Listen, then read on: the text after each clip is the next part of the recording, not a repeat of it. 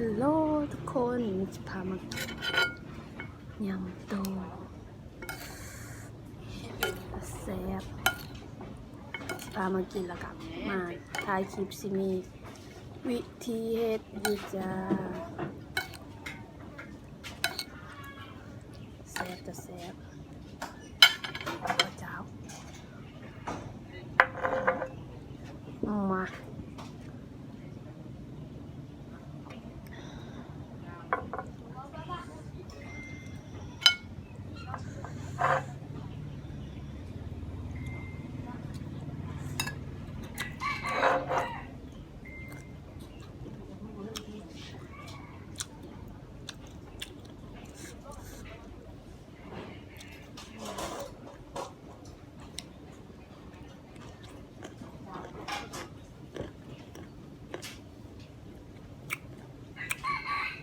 จุดนี้ทำมาให้กินอยู่ห้อยเองนะเป็นง่าย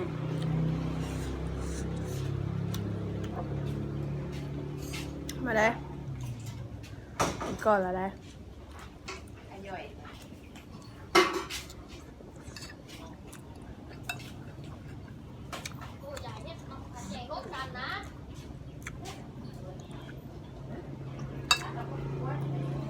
เป็นจากโคตรฮอตตก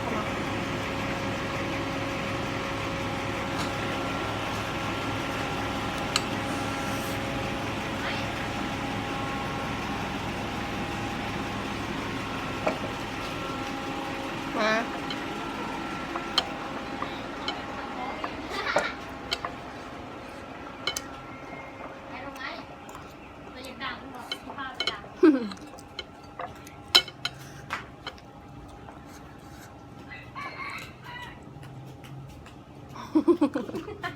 ดอกไม้อยากดังวะ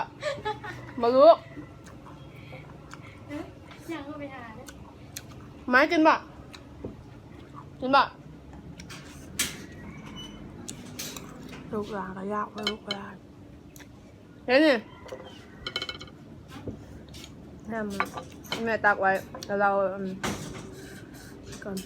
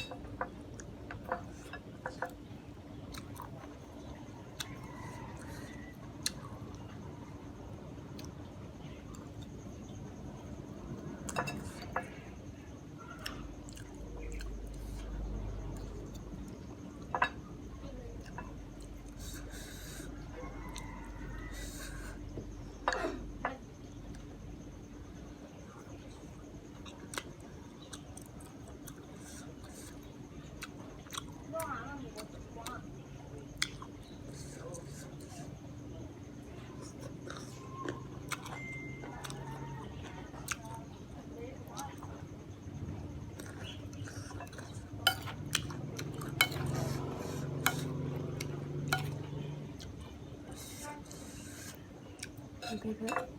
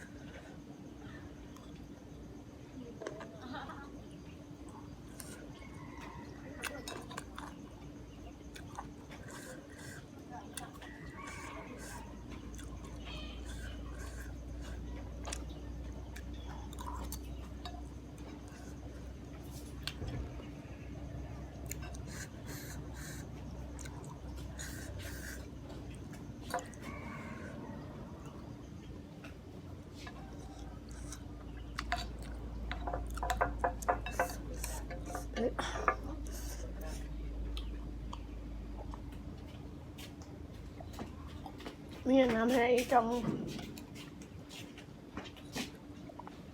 เผ็ดเผ็ดเผ็ด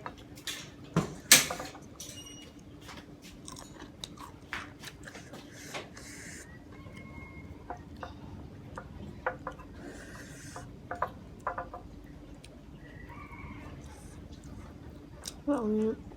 อุตสาบาทเลยนะกินได้หน่อยเดียวน้ำหนักก็ลงได้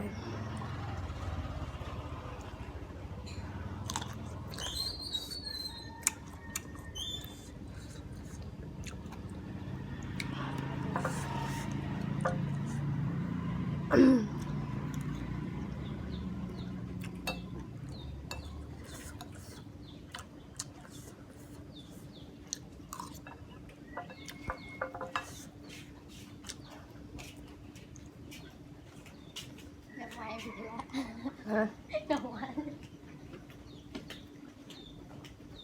เอาไปเบิ่งวิธีการเฮ็ดก่อนเนาะวิธียำตรงนี่ก่อนเนาะไปเบิ่งเลย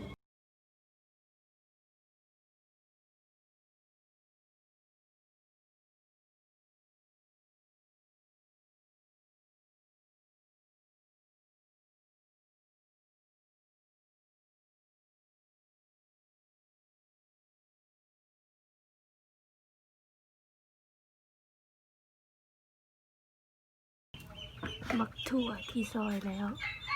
กับใบบัวละพานี่จะเป็นซีนตัวที่ลวกแล้วเตรียมเม็ดซีนควายมะเขือยังว่าทัน ยังว่าทันอันนั้นยังว่าทันซอยเดี๋ยวจะมาเบิ่งวิธีการปั้นแจ่วมันเลยยึดใส่เกลือใส่ลายเลยเอาออกก่อนใส่มันซีนก่อนลวกบะซุกอะไรลวกซุกแล้วมันเสียอันนี้ยังซุกโคตรเอาขึ้นนี่เลยนะ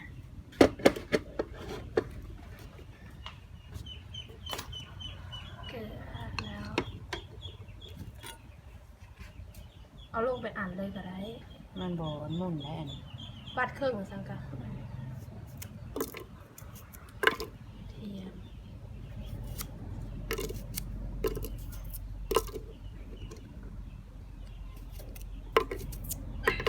ปัดเครื่องอันนั้นเลยนะทางเครื่องอันนั้นทางหนึ่งนะ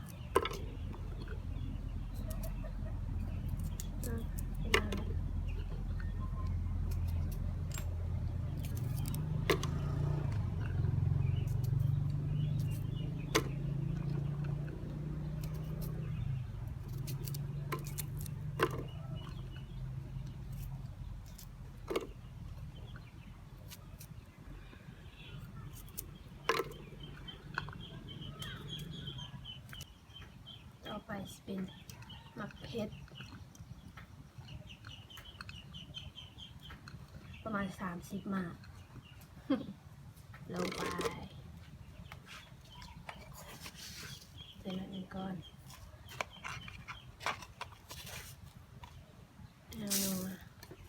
ใส่น้ำตาล3 ดวงพอบ่ใส่10 บาท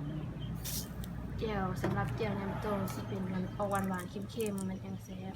เดี๋ยวนี้ครับปั้นใส่นี่เลยนะแล้วก็เอาน้ำใส่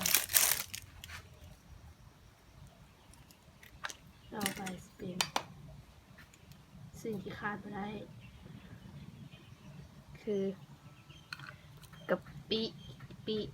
ปีเสียงใส่ไปบวงหนึ่งนะพอบ่จังได๋อีกว่าอีกเพิ่มเข้มข้นเข้มขุ่นเอาน้ำออกเลยนะใส่ลงมือประมาณขึ้นใส่อีกหน่อยนึงพอดีจะยึดตัวตะเกียบเลย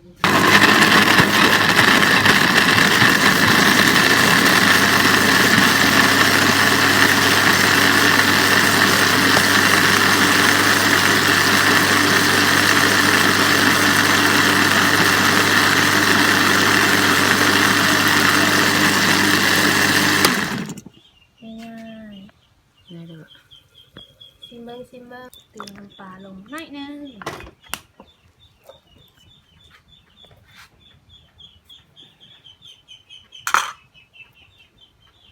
นาวลง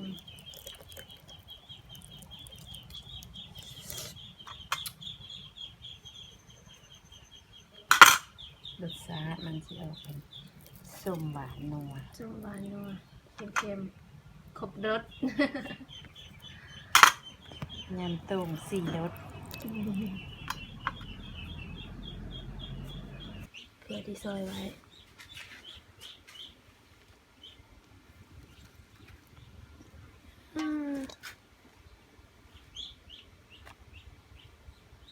เรียกว่าถั่ว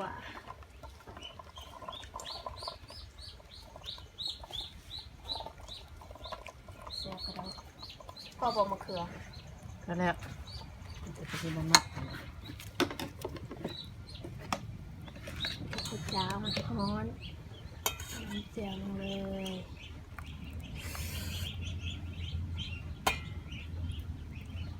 คือการจะเป็นหน่วยอยู่ดูนะ มันก็ปั้นไว้เพิ่งๆมันจะแซ่บ อืม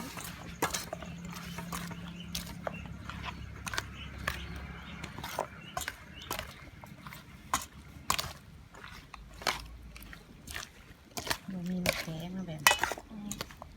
โอ้โหโอเค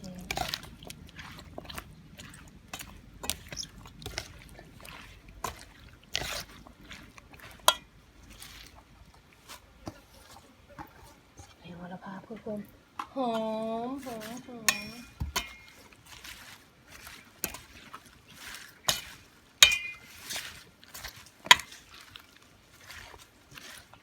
หอมได้ หอมเข้ามาข้างในก่อน เนี่ย